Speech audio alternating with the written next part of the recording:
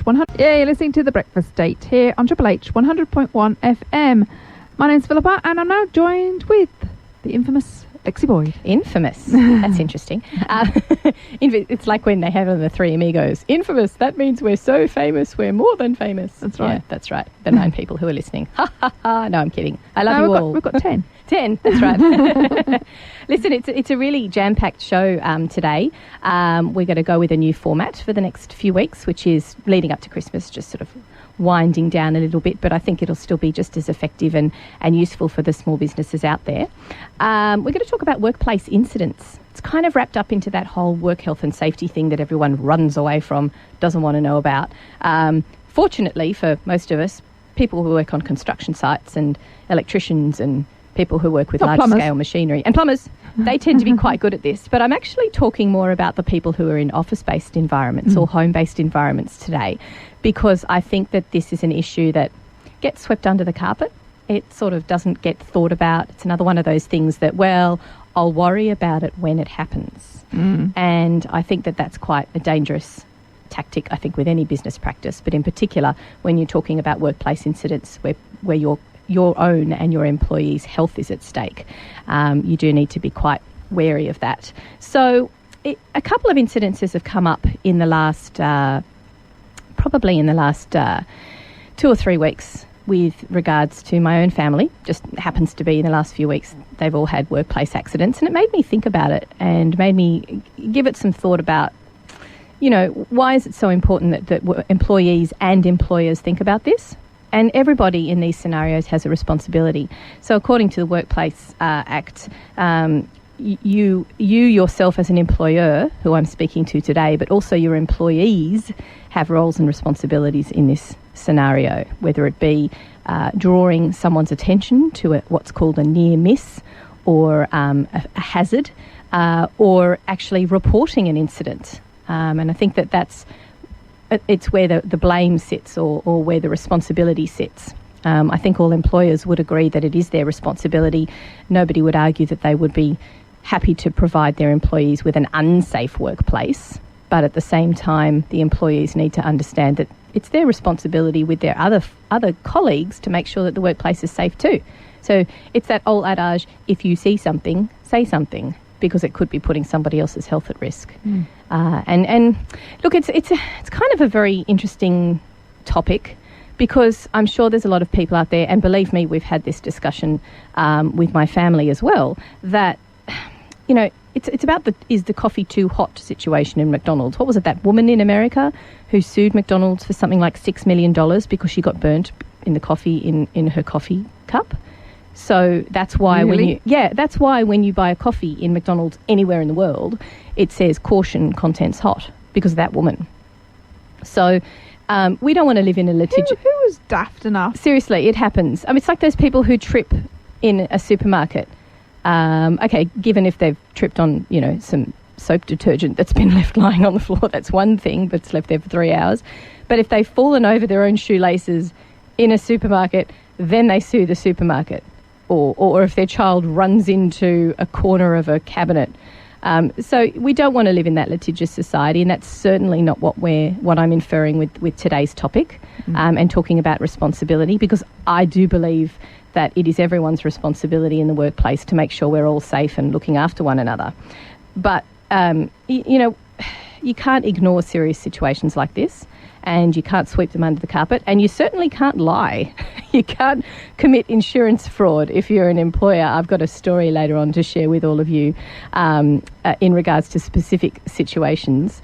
But let's talk about what a workplace incident or a near miss is. Sometimes when you're reading some of the wonderfully exciting regulation documents that are put up on the WorkCover website, you hear with these expressions like a near miss. Now, a near miss is basically something that could happen, it almost happened, but nobody said anything. So apparently, according to the legislation, it's almost just as important to report a near miss as it is an actual incident. Simply because, look, if it happened once, it can easily happen again and someone can get severely injured. So I know a lot of businesses out there that I've dealt with in the last 6 to 12 months, a lot of people that I've spoken to, particularly those who have a workplace that is an office environment, just don't give any thought to this. And I suppose they haven't familiarised themselves with it. It's actually quite a good website. It's quite easy to familiarise yourself. And, engaging with someone like Boyd Office Management Services, proud supporters of Triple H. If you engage with someone like that who has a little bit more of a clue, not that I'm a work health and safety expert, but if people who have experience with other businesses can give you advice, plus there's also, you can go to the WorkCover website, you can ask questions of your colleagues in the small business world. What do they do in these scenarios? Use the resources that you have at hand, because let's face it, not even I are a workplace expert. It's quite interesting. I was talking to someone who is a work health and safety inspector, and he works for insurance companies, works all over Australia.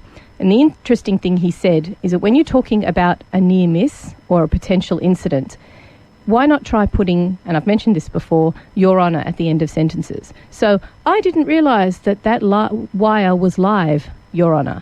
I didn't realise that there was a cable across the floor that anybody could have tripped and smashed their head open on a table, Your Honour. And then that gives it a little bit more weighting. So it's about, it's not so much trying to create paperwork for people, it's more about reporting these incidences as they occur so that you do something about it. If you've got the paperwork in front of you, you might actually do something sort of going, really need to get that electrical socket fixed in case somebody uses it when we know that it's live. So a couple of thoughts there.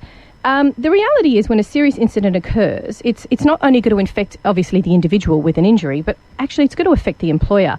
How are you going to make up for the loss of a worker quickly? You need to replace that person quickly, and all of their expertise and experience within your business disappears, depending on the severity of the injury, of course.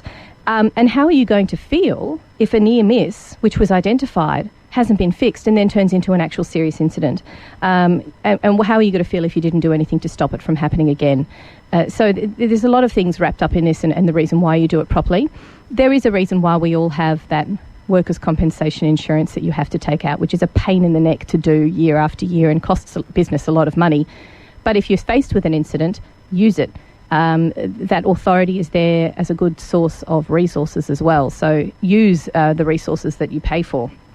So how do you define these things? WorkCover says, and I quote, a notifiable incident means someone died, the death of a person, serious injury or illness, or a dangerous incident. Now, I guess this is where things get a bit wishy-washy, because my definition of a serious incident may differ from somebody else's definition. So I guess, just to be safe, you should report everything. We'll get to how to actually report those things later on. It's a very simple process, and it's a very important process again. You also need to investigate near misses to ensure a serious incident doesn't occur. So again, to quote the WorkCover website, the reason for investigating an incident or near miss is to determine the cause or causes of the incident, to identify any risks, hazards, systems or procedures that contribute to the incident. Okay, this is where it's getting a little bit wordy. Basically, if you see an electrical socket that doesn't work and every time you plug something into it, you get a zap, you need to fix it. Not just put a piece of paper over the top going, do not use, that's going to get kicked away by the next person who walks past it, but actually fix it. So this is why... If it makes a funny noise. If it makes a funny noise. So it's an important thing to put in the corrective measures to actually make sure that doesn't happen again. Incidents should be I'm using my authority voice now.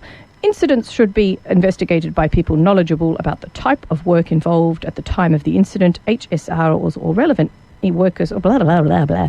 Basically, do something about it, I think is the long and the short of it. If you have an HR person, lots of us in small business have someone who looks after our HR. It's called us. They're the persons who should be investigating it. So just a thought. Now, I'm going to share with you a typical incident occurred to a relative of mine very, very recently, in fact, in the last couple of weeks, and how things were done and how things could have been done better. So the example was she was at work, she's racing to go to a meeting. This is a workplace which is an office-based environment. She pours herself a cup of tea. She mistakes her arm for the cup, and basically she pours boiling water directly onto her arm. Now, nobody saw this incident. Nobody actually saw it happen because she was in the kitchen by herself. She quickly raced over to the cold water tap and flushed it with cold water for the 20 minutes, was late to the meeting. Now, this was not this wasn't just a scald, this was actually quite a serious burn. And her mother is a nurse, and when she came home, she immediately actually had to do quite a bit of... She probably should have gone to hospital, to be perfectly honest. But because Mum's a nurse, she was able to fix it up, put all these fantastic creams and stuff on it. And it's not a pretty sight, but it has healed quite well. But there's a very severe scar there.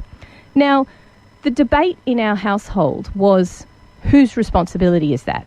Yes, my relative poured boiling water on her arm. Nobody made her do it. Nobody stood over her. Her boss didn't pour the water on her arm. But it occurred at work.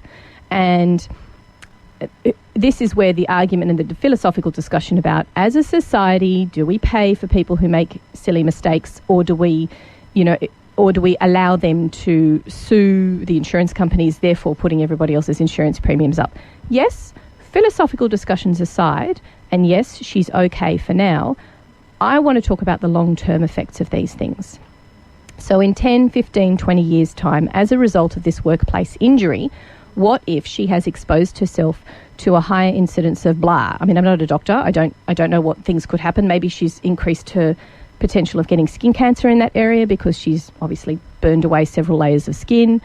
Maybe she gets an infection in 6 months' time that's related to that incident. But if she doesn't fill out the paperwork to say that it occurred at work, then it didn't occur at work. As far as the insurance companies are concerned, or anybody else, nobody wants to sue the company for the bandages and everything and the creams, which she's perfectly within her rights to do.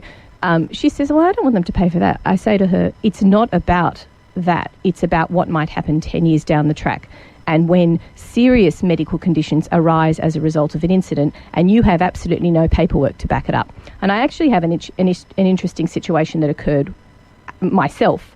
At the age of 19, I was working in a restaurant, busy, running around, running up and down the stairs. It was wet. I slipped. I landed on my butt. I landed on my coccyx bone and I bent it. Now, I actually technically broke it. Couldn't walk for a week. They put me on office duties, but there was no paperwork. Nobody filled it. Nobody saw it. I didn't report it that night. I didn't even tell anybody at work about it. Came in the next day and just went, look, this is what happened, but I can't walk, therefore I can't waitress. And their response was, well, we'll put you on office duties at reduced pay. It's a bit dodgy. But I never saw any paperwork with that. Now, fast forward 15 years down the track, I'm pregnant, I'm having a baby. I happen to mention this injury to my obstetrician, and he says, well, you might end up having a Caesar as a result of that injury when otherwise you wouldn't have needed it. So you have to... I know it's worst case scenario, but the issue of that actually occurring at work, what if there had been a Caesar situation? What if there had been complications as a result of that? It is a workplace injury. It doesn't matter how long ago it was. I mean, it's like saying 10 years, well, the people who have ended up with mesothelioma can't sue because it happened 50 years ago, or 15, 20 years ago when they were working at BP and dealing with, happy clappy. What's that asbestos called again? Mr. Fluffy asbestos. Well, is there a statute of limitations as to how long you can deal with this? It's the same thing. So what I'm saying is, if you are faced with a situation, even as minor as, well, I wouldn't really call major scalding on an arm minor, but however small the incident is, just fill out a piece of paper. Nobody's going to report it. It's just going to be filed. Make sure that your employee gets a copy, that you have a copy, and it's filed in their employee file, which needs to be kept for 5 years. Nobody's going to, unless they actually want to ask for some sort of medical recompense now, then you have to go through the rigmarole of submitting it to insurance and having the claim assessed and all that sort of stuff. But they may not want to. But what's important is that you are looking after your employees down the track. What would have been more successful and implemented better was that if, as I was working at the restaurant, I had filled out the paperwork, they'd given me a copy, and it's work cover who deals with it. Or it's the insurance company that deals with it. It's not necessarily that I'm going to go for the jugular for this company. But my understanding, and this is something we're going to have someone come next week and explain the insurance process, but my understanding is that's why we pay money to insurance companies. So that, if you've got a dodgy fan in your house and it burns your house down, does that mean that you can't make a claim with your insurance company because it was your fan and you knew that it was a bit dodge? So it's a philosophical discussion out there, I know, and it's an interesting topic for that reason, but please fill out the paperwork. Look after your employees. Because I would have said that even with the woman with the burnt arm, that even if she filled out the paperwork, she really wouldn't have, because she did it to herself and it was it wasn't anything to do with the employee, that she's, even if something happened down the track, she probably wouldn't get insurance for it, would she? Well, I don't know. That's I mean, kind of... your situation was different because... Was it? Because I was running. I was running, you know. But the steps are wet, and if they're likely to be slippy, then that's different. Then the employee should have said warnings. But what if it was because of where the kettle was located and because of the awkwardness? And apparently, according to this relative, it's a dodgy kettle, and it does sort of overboil sometimes, and it does sort of water comes out of the wrong spot and all this sort of stuff. Oh, well, in that case, it was a bit exactly. So it's. We are not there to assess, and I think that maybe employers don't have the right to be able to assess whether or not it is their responsibility. So I think that that's where, we default to insurance companies to ask those questions. On that note, we have a few community service announcements, then we'll have a track, The Royce Twins and Heartstrings. Yeah, that's nice bit of music there. That was The Royce Twins in Heartstrings. Is that newish? Quite like that. It was quite nice. Yeah, if I can find it would be nice working music. I've been discovering working music in the background. It does help. Have you? I'm a big fan of Alan Stone. I love Alan Stone. It's brilliant. So we're talking about workplace incidents. We are. At Small Biz Matters today. you found a couple of... I found a really good doozy. Where has it gone? Here we are. A chef apparently at a hotel in Switzerland.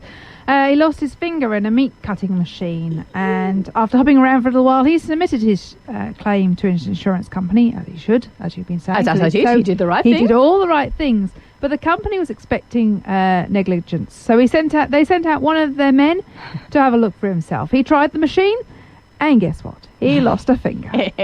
And the chef's claim was approved. Good. Excellent. But I don't understand these things. I mean, maybe this isn't overseas, but this would be a good question for our guest next week. I mean, my understanding in this litigious society that I live in my head, that if something happens at work, that the workplace is responsible. In fact, if you have a car accident on the way to work, yes, you're covered by work cover to and from as an immediate journey. That actually occurred to one of the colleagues that my husband works with in the agency that he works at. And she had an accident on the way to work in her car. And the insurance covered the costs, but what it doesn't cover is the issue of losing someone at probably what is always, for small businesses, a crucial time in your staffing. So you need to go without that person as well. So it makes sense to have a safe workplace in the first place. It's quite funny, when I studied for my Cert 4 bookkeeping course, one of the subjects was work health and safety. And I do remember quite clearly that you shouldn't have flowers in the workplace, Philippa. Oh. No flowers. Oh. Because people might be allergic. It's actually a hazard. Isn't that ridiculous? Yeah, I know. Is flowers different from plants? Yes, because they spew pollen all over the place, I suppose. But you might have a flowering plant. Right, exactly, and that's a hazard. So I think you can take all these things with a grain of salt. We don't want to go to the extreme of, living in a nanny society where everything's just wrapped in cotton wool, and people do need to take responsibility and have some common sense. But I think more than the responsibility factor when an incident occurs is probably just taking a look around your office and saying, okay, what are we doing that's a little bit daft? What can we do to make things safer and just avoid those incidences altogether? Is there seriously something like a PowerPoint out there that is niggly, but the new person who's starting next week doesn't know about it, and they might be stupid enough to plug in their iPhone to charge it? So things like that. And that's something that you could cover in your staff meetings, which I know that small businesses really struggle with having, and conducting and doing properly and talking about all these things. But again, empower your staff, open it up to them and say, have you noticed anything that's a bit dodge? Is there anything that isn't working properly that you think could cause an accident?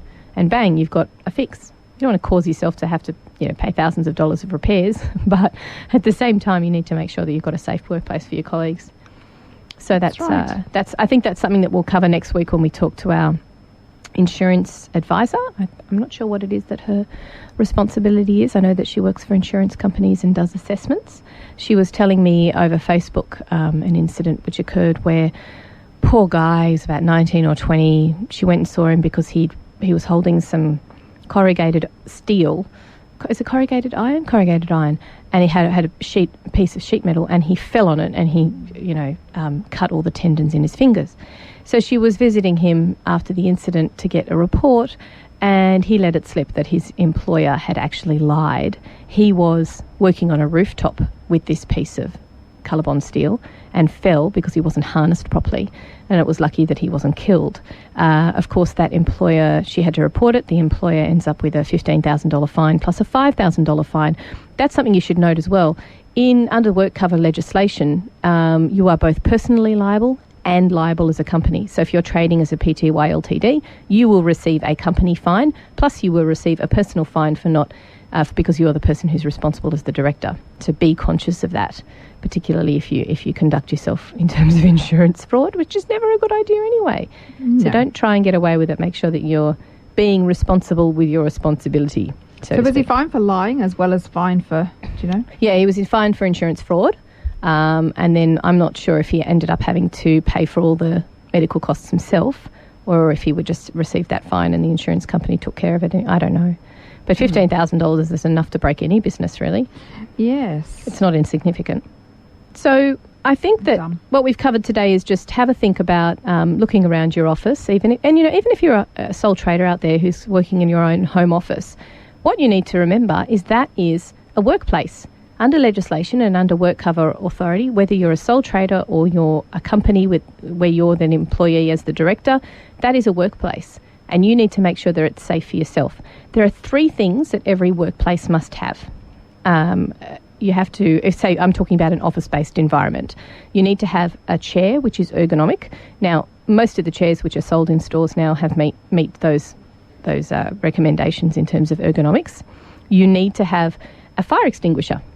So any sole traders out there who are working in their office, or perhaps you're working from home for a larger organisation, you need to have a fire extinguisher in your office, just a little one, and you need to have a smoke alarm in the office, not just in the corridor outside. Those are the 3 things that are musts in order for you to meet their obligations. So a friend of mine works for quite a large telecommunications company. She works from home, and I mentioned this to her, and she went, well, I've got nothing of that. I don't even have a fire extinguisher in my home. And so she went to HR, and they said, well, you should, and you're well within your rights to make a request for that. So all those things, just little things to make sure that you're covering yourself as a must. So in the incidence of working from home, you still need to treat that as a workplace. It's important. And you have to look after yourself as well. You know, in the incidence of a fire, you do want a fire extinguisher quite nearby so that your whole house doesn't burn down. It's probably not the best tactic. So next week we're going to talk to this insurance expert, and maybe if you've got any questions that you'd like to ask of her, just jump onto the Breakfast Date Facebook page, or maybe the Boyd Office Management Services Facebook page, proud supporters of Triple H. And if you've got any questions relating to work health and safety generally, then give us a yell. Again, if you're not sure about things, that's what we're here to help with, the people of Hornsby Ku-ring-gai. If you've got a question and you just can't get an answer out of any government body, shoot it through to me. I'll have a think about it. It's always fascinating to do research on behalf of others and find out the answers to their questions as well. Very good. Thanks, Lexi. No worries. Thanks for having me, Philippa. And I've just popped up. We got a building fire. There you go, Lexi. What did I cause it?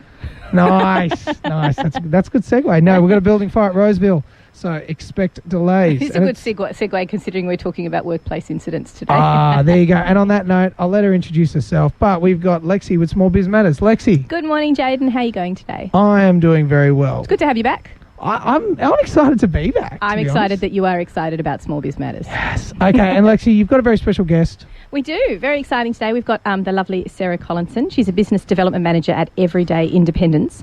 And we're going to be touching on what we talked about last week a little bit, and then coming into talking about workplace rehabilitation, which is Sarah's expertise. So welcome to the show, Sarah. Thanks, Lexi. Thanks for having me here. It's going to be an exciting morning.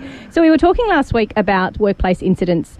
And the reason why, Jaden, you weren't here last week, the reason why I wanted to bring it up was because my sister-in-law mistook her arm for a coffee cup and decided to pour boiling, scalding water straight out of the kettle onto her arm. It's actually quite a serious burn. Luckily, my mother-in-law is a nurse and was able to treat it. But in the family conversation that happened after the fact, the weekend after, it came to light that my sister hadn't written any paperwork. She hadn't reported the incident. She told someone that it happened. I don't think anybody actually witnessed it, but obviously someone came in the kitchen and saw her running her arm under the tap. It was not a small injury in terms of when it comes to office injuries. Yeah. Sort of you trip on things and bang your head and stuff. But kind of brought up a bit of a family debate about the whole, do we take responsibility for our own actions thing, or do we report it, do the right thing, put things through the insurance companies and push everyone's premiums up? I mean, we can all have a very big discussion about the litigious nature of having a society that does that. The whole McDonald's, somebody burning themselves on hot coffee and the rest of the world has to suffer. And what did she get, like $1 million payout or something in the US? Yeah. That was years ago. But we don't want to become that litigious society. But at the same time, and Sarah, I think you would agree, work cover and work health and safety regulations are there for a reason. And they're there to protect all of us, really. So it's going to be an interesting discussion today, just on the back of that chat we were having last week about workplace incidents. I'm a stickler for the rules, as you all know. I'm a stickler for process and procedure. My automatic response would be, well, you fill out the paperwork. Of course you do. And you put it somewhere and you scan it in so people have got a copy. My reaction was, well, you shouldn't necessarily immediately demand money back from the company or from the insurance company. You don't have to, make a claim, which is something we're going to chat about later on, but at least it's written down. At least it's reported, because it's not about what happens today. It's about the 10 years' time when there are repercussions from that quite serious skin condition that she might have developed as a result of burning herself quite severely. So I think that it's all there to protect us, really. I mean, that's my attitude, and I think that might be an interesting discussion out there for you guys and people out there to have maybe with your families. Everyone is in a workplace. Even mums out there, you work in a workplace. It's called the family home. You need to sort of... A lot of injuries can occur at the family home. Yes, they can, particularly with 2-year-olds. Oh, ain't that the truth? Yep. So I think what's interesting is that it's something that everybody should think about, give some thought to, almost have sort of a vague preparation, what am I going to do? And tell people when it happens. At least make sure that someone is aware of what happened. Yeah. I was working in a marketing company, very banal. Someone slipped, fell down, hurt her arm, didn't think anything of it, came back into the office and she was kind of rubbing it and just going, I said, what happened? She's, I slipped and fell on that stupid ramp outside the bathrooms. Now, that's not even our space. That's a common space for the building. And I immediately forced her, or literally had this litigious conversation thing, forced her to fill out the paperwork. Now, in the end, she'd actually broken her elbow. She'd actually, I think it was a dislocation, but she'd actually hurt herself quite badly, but I think maybe the shock or the embarrassment. Yeah, falling down. Exactly, had made her think, it's not that bad. Plus, she was pregnant. So, probably not great. Her elbow probably wasn't on the highest priority list. That's true. She's probably thinking, I hope the baby's all right. Yeah, that's right. Yeah, but if it's there, you might as well use it. You know what I mean? Just fill the paperwork out. Exactly. It takes time, but... Not really, actually. The incident reports are only, double page, sort of 2 A4 pages. Brief, they don't have to be anything in particular. And as long as it's just there, it's written down somewhere. Yep. And in the end, I think my boss decided not to pursue it through insurance, but he actually paid for her medical, did what needed to be done, but at least it was done. He weighed up the pros and cons, which we're going to have a bit of a chat about later. So, look, there is a simple template that you can follow. You might be all sitting out there if you own your own business saying to yourselves, well, maybe these incidents have happened before, but I don't even know where to start. It's actually a very straightforward process. You just type into Google, incident report form, Work Cover New South Wales, and you can spit out a PDF that you can print out and just fill it out. Just whatever you do, make sure there's a copy. Best place to keep it in the employee file, perhaps? Yeah, but also just having a copy somewhere in the office as well, so it's easy to hand for the next injury. Yeah. And employers should also have a Register of Injuries book, which you can get from any stationery store, and that way you can write down your hits, your misses, anything like that occurs.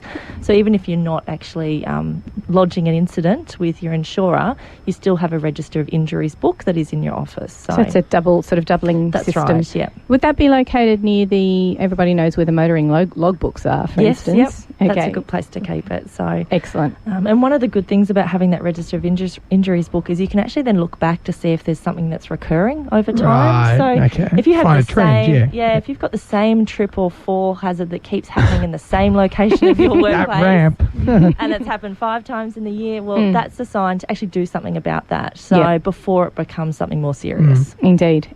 And that doesn't have any implications with your insurance policy or your premiums, simply having written those things down? No, and you have to have that Right. Work cover requires that a workplace has a register of injuries book. Right, and everybody who has employees has to have work cover. So that's these are right. sort of the things that you need to have.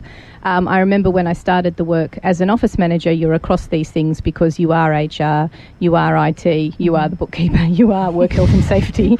Nobody actually told me about this file, and I just sort of pulled it out one day and went, what's that for? What's and then I this? sort of did my own research and went, okay, that's actually quite important. It was only a couple of weeks later that that lady did fall down on the ramp. So I think, as a small business owner, we always talk about how it's important to wear all the hats, and we all know that we're very ridiculously busy and we have to cover everything. This is an easy one. Go and get that logbook from the stationery store, copy a few copies of the incident report forms, and make sure you use them. It might be something that people could have in soft copy as well if they've got things in the cloud. Particularly if you've got people that work off-site or maybe people that work from home. And that's another thing to remember is making sure that if stuff happens at home and you have a home-based employee, that those things are reported as well and recorded somewhere. That was something that actually came up with a client of mine when, in my role as Boyd Office Management Services, proud supporters of Triple H. I have to say that, Sarah. I don't try to say that. And something that came up with a company that has 6 remote employees, all work in different cities of Australia. They all work at home. But what they didn't realise that each of those workplaces are workplaces. They need to be treated the same way. They have to have the ergonomic chair. They have to have the smoke detector. They have to have the fire extinguisher. Really? Those are the compulsory. So you're telling me if you're working from home and you get up to go make yourself a sandwich and you bang your foot on the fridge, is that a workplace? Technically, yeah, it is a workplace incident. Well, if you are working from home, I'm more speaking in terms of, sole traders should be conscious of this and consultants who work from home. But certainly in the case of this PTY Ltd company who had employees who were employed in their own home space, Wow. that is a workplace, and it's treated exactly the same in terms of work cover as any other workplace office situation. So There you go. If you're going to hurt yourself, you hurt yourself at work, don't you? well, or arguably between the hours of 9 to 5. Nice. So that's an interesting concept, is that if you're out there and you've got even just someone coming and doing a little bit of work for you, I think we're all conscious of public liability, for instance, when we've got clients or people coming to our home, but you don't think of it as a workplace and what you need to do to tick those boxes. And that might be something that it's a good idea to get some advice. We're going to talk about a little bit later about where businesses can go to and where employees can go to get that advice. So Sarah, just to introduce you formally to that, let's have a little bit of a chat about yourself and what your background is. What is it that makes you an expert? Yeah, so I'm actually an occupational therapist, so very similar to a physio, but better, I like to say. More qualified. That's a slight jab at all our physio listeners.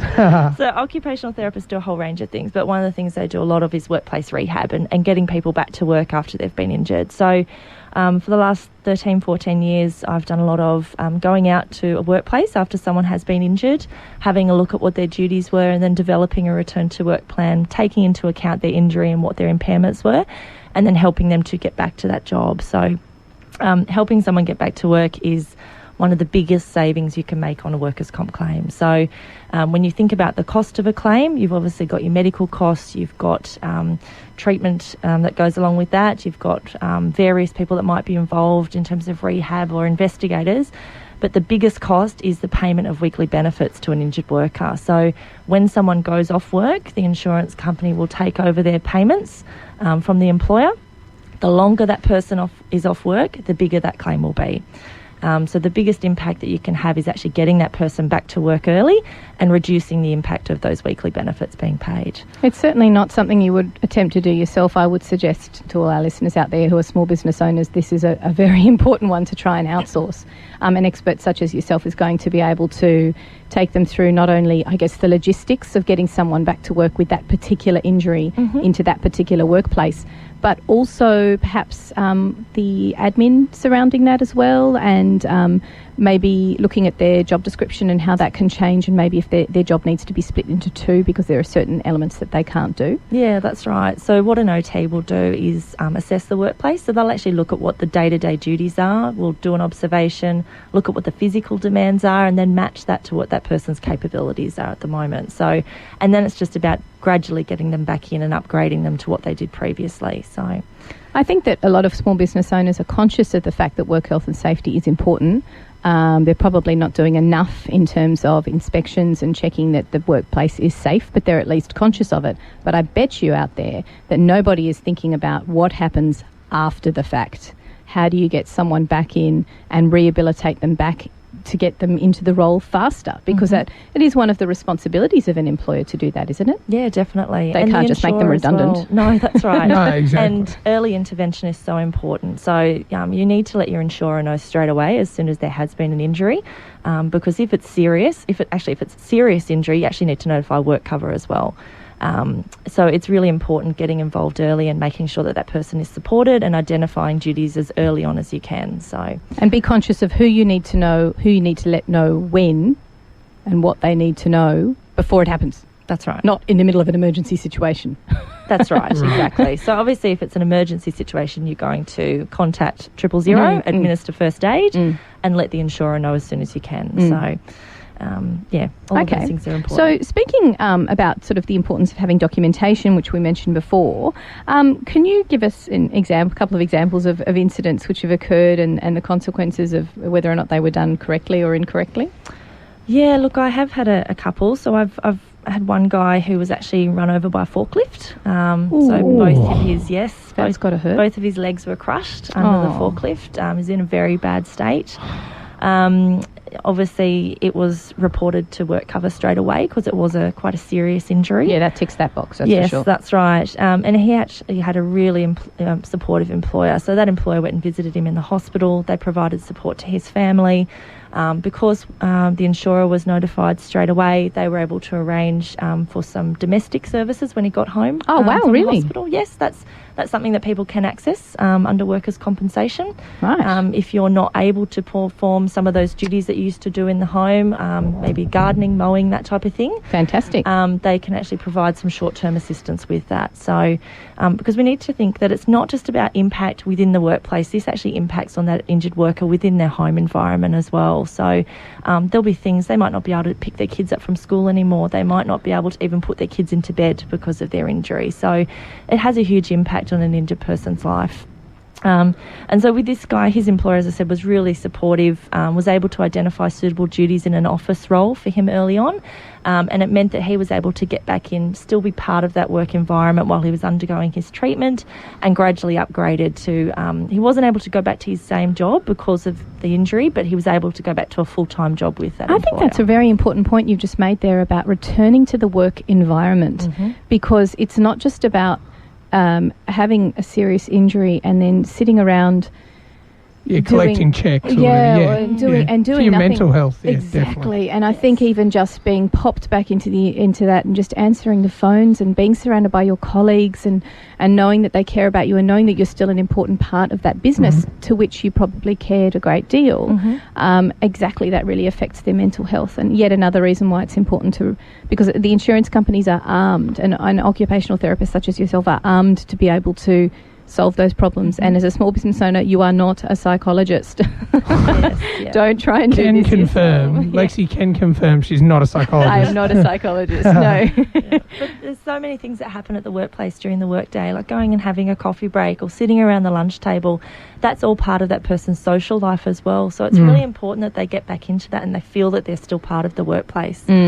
Communication with that worker from the employer's point of view is one of the biggest things that will benefit the return to work. And just making them feel valued, and that although this accident occurred, it was just exactly that, and they're still an important part of the team. Yes, that's right. That's right. So in terms of getting back an employee back into their role, can you just give us a couple of tips, apart from, so obviously lodging an incident report and making sure that the insurer is aware right from the beginning. So that domestic help is great. So what can an employer do to make that process a little bit easier? Mhm. How can they support the occupational therapist or the person who's representing the insurance company with that rehabilitation process?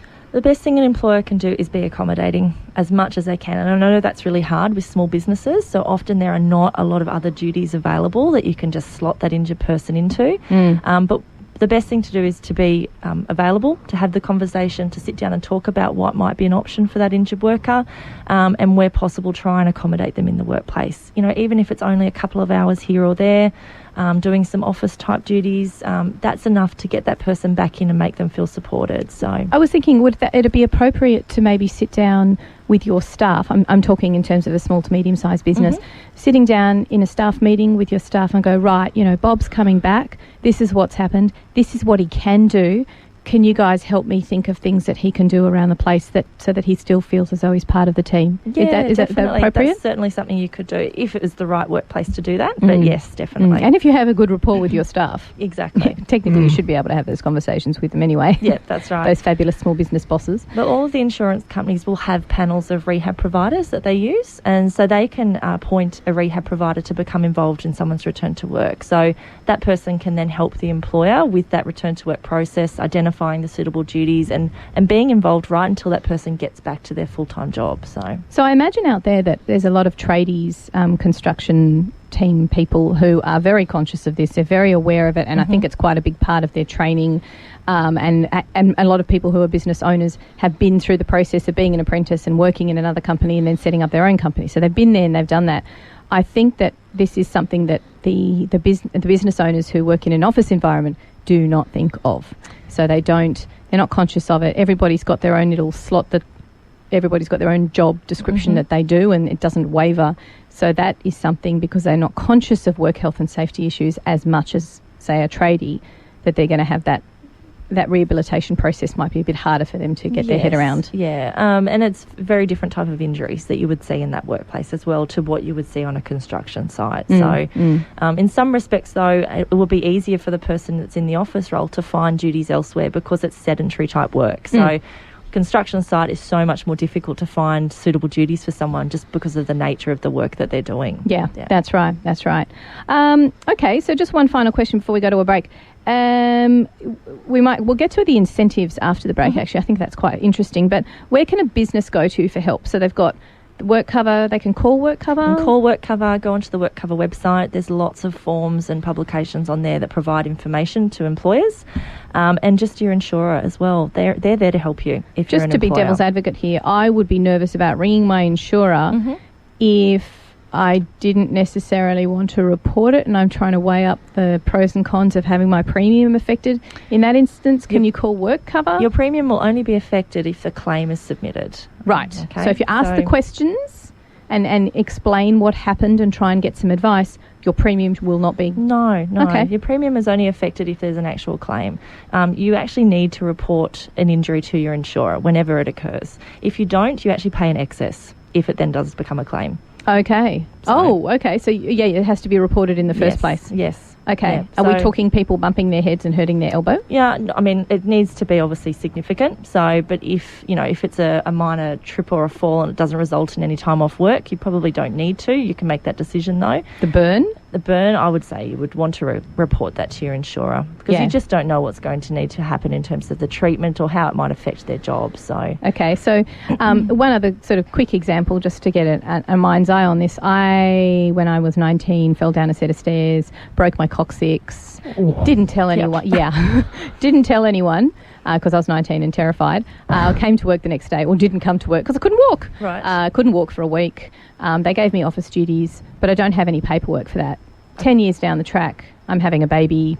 Obstetrician, I mention it to him, and he says, well, you might need to have a Caesar because of that workplace injury. Now, because there's no paperwork, it might as well not have happened, right?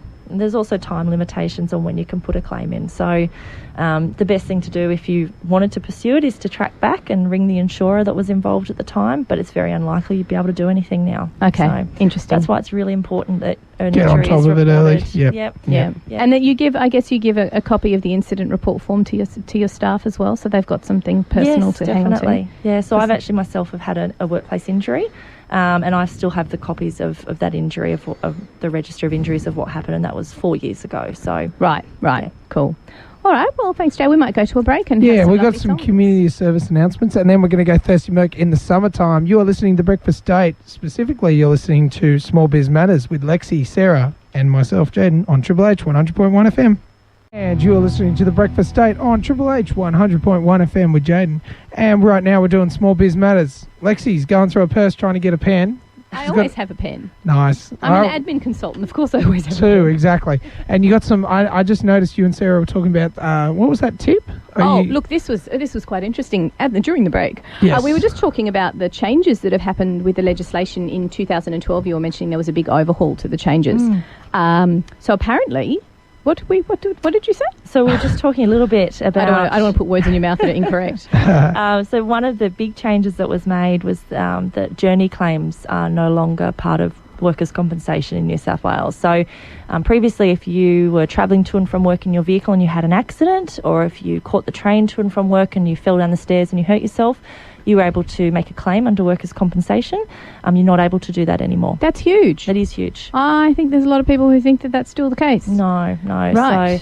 So that's a big change that has happened. We're in blowing New South things out of the Wales. water here at Is this Small Biz Triple Matters. H? Is this Triple H exclusive? No, not really. It's been around since 2012. It's a Triple H we didn't know, so we're trying to tell you who probably don't know either. There you go. Thing. We'll call it that. Oh, no, that's actually really interesting. But you also mentioned that as a body, are they clamping down on bogus claims, and you haven't got the dodgy guy walking around saying he broke his legs and having a beer in his backyard kind of look anymore? So they've got obviously the insurers have always been very aware of some of those things, and I myself have come across a client that's been a little bit dodgy. So, they're very much focusing on people's capacity now and what can people do, and really looking at helping those guys that are keen to get back to work and want to get back to work. And if you're not doing the right thing, they will figure that out. So Interesting. Oh, okay. Well, that will certainly be something we'll make sure our listeners are aware of. So in terms of communicating with your insurer, we've talked about the fact that you, what was that meant? You said 5 days. Within 5 days, you need to mention a serious Yes. incident to your insurer. And how do you process that? Because I'm thinking to myself, I'm going to fill out a form, I've got to fax it off, and the fax doesn't work, and I've got to email it. How can you do that with your insurer? Okay, so if it's a serious incident, it actually needs to be notified to work cover within 48 hours. Any other injuries, they need to be notified to your insurer within 5 days of the employee notifying you. So if the injury happened on Monday but your employer doesn't tell you until Friday, you've got 5 days from Friday to notify your insurer. Okay. And that's not lodging a claim, that's just telling them that an injury has occurred. They can then give you some advice about what to do in terms of managing that. So it's really important that the insurer is aware, because they can actually help you. And what So are the repercussions if you don't tell them about it? if you don't tell them about it, you would have to pay an excess if it then became a claim. And my understanding is that's about up to 1 week's wages for that employee. Whoa, Yeah. that can be quite. So it could be high. significant. Yeah, so, absolutely. Yeah. Okay, that's interesting, and so that's, I guess, just to cover yourself, if you're sort of unsure whether or not you would classify it as serious. I'm sure there's a line in the sand that the insurers have got in their minds, but we don't necessarily know about. Yep. Just notify them either way, just Give in them case. a call, have a chat, ask the question, let them know what's happened. They are there to help you. Communication is the key. Definitely. Treat them as one of your outsourced consultants. And hey, look, it's a free consultation you can you can get. You're paying these people to do that work, so you That's might as right. well. So in certain size businesses, you have to have a return to work coordinator. Can you explain to me a little bit about their roles and responsibilities and in which situation they need to be in place?